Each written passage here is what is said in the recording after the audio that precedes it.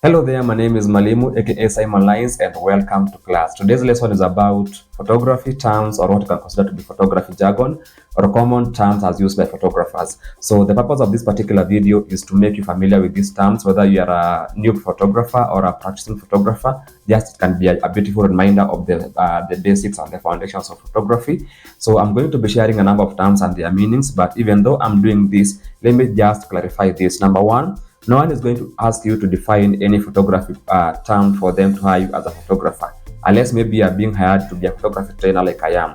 But if you're just being hired to take photos, people are going to ask you to have a portfolio. So as long as you have a good, beautiful portfolio that looks professional and has nice images, you're going to get work even if you can not define ISO and aperture and depth of field in correct grammatic English. So do not worry about putting the meanings of these at the back of your mind unless you're a photography trainer like me. So just worry about understanding them and what they mean and how you can use them to your advantage as a photographer. So without further ado, let's do this. So on my board here I have a number of terms, and I'm going to go through them one by one.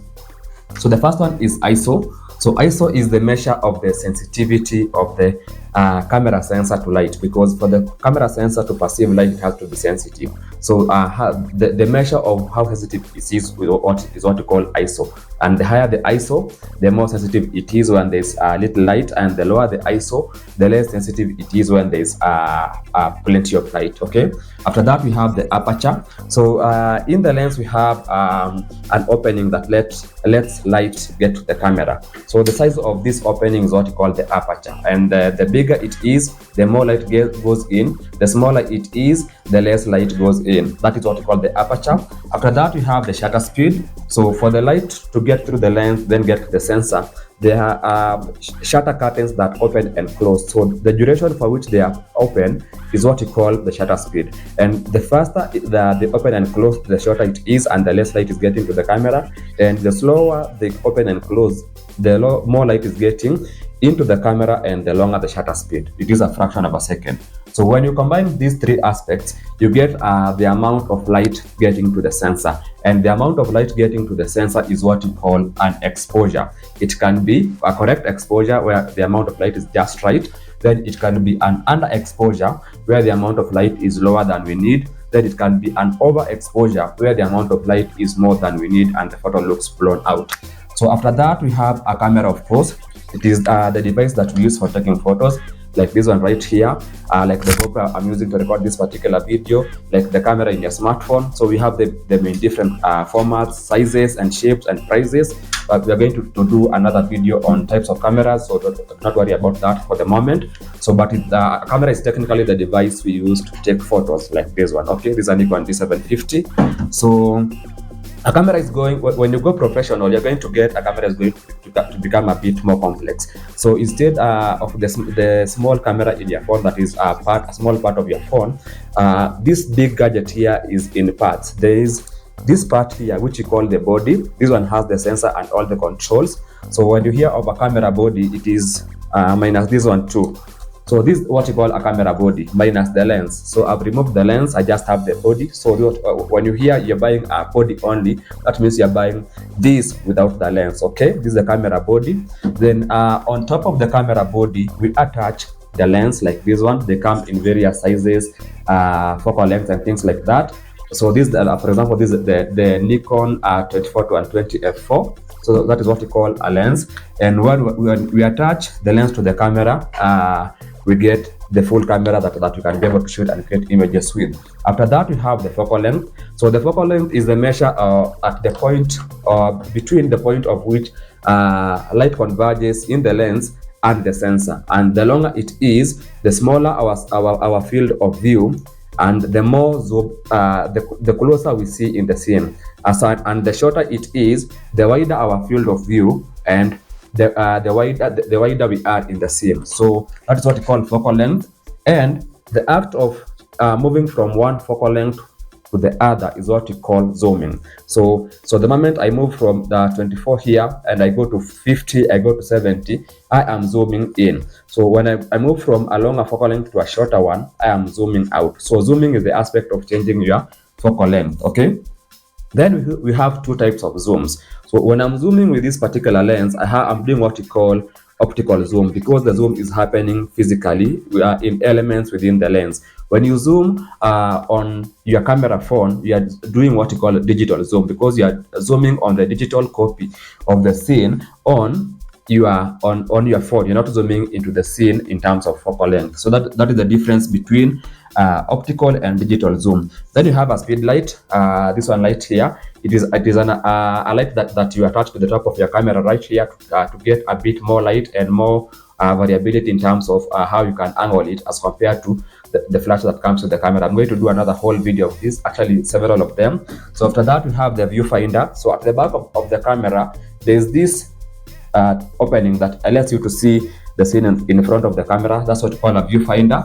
So then metering is the aspect of the camera measuring light and telling you whether the scene is going to be correctly exposed, underexposed, or overexposed. That is what we call metering. So then manual is shooting in a way that you input the ISO and the aperture and the shutter speed of every photo you take by yourself. You're going to be shooting in manual mode. Okay. So then focus is the part of the scene that has detail and sharpness. Okay, so where you put your focus is the part of the photo that is going to be sharp and people can see the detail of that particular photo. So then where we have the part of the frame that we have sharpness in is called the depth of field, because it is a size that varies depending on the focal length used and the f-stop used. That is the depth of field. So then behind the depth of field, we are going to have elements getting out of focus. And when you have circular elements getting out of focus, they're going to form nice, beautiful rings of light that we call bokeh.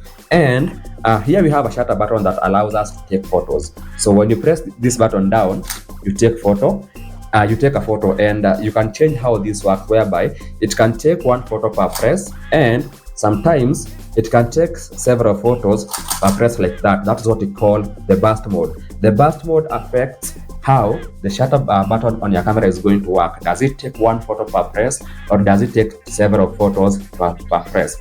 What we call frames per second. Okay, that is the burst mode. Then we have the image format. At the point of your camera taking photos, it is going to put the photos in a card like this one. So and as the photos are being put here, they're going to be put as files, and that file is going to have a format the same way Microsoft Word file is .doc, a PDF is .pdf.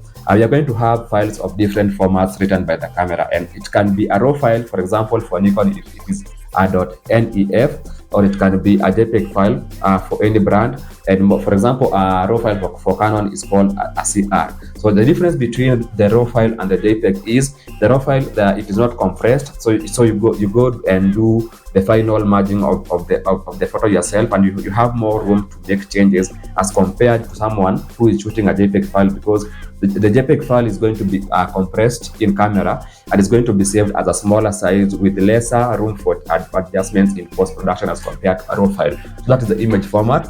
So then we have the DSLR. So this refers to this kind of a camera that has a digital sensor in here.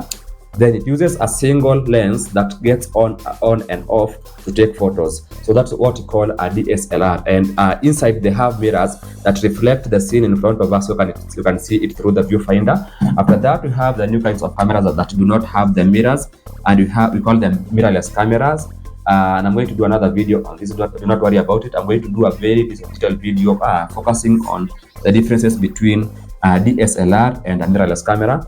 And the last term I'm going to define is a trigger. When you become a photographer, you're going to have a trigger, but you're not going to be having the kind of trigger that some trigger happy cops are using on the streets. You're going to be having this kind of a trigger that enables you to control your lights and your flashes when you're doing off-camera photography. So I know I've shared a lot of terms in a very short time, but I know I've at least tried to explain each of them in a way that's understandable. So I'm going to be going back to some of these terms later, because they're going to be forming very part of our topics as we proceed in the course. So in case you miss something, it is going to come back later in the course as a course on focus, as a course on depth of field, as a course on manual shooting and things like that. So see you guys in the next one. The name is Mwalimu, and as always, 10 minutes is the maximum, and 5, 3, 2, 1.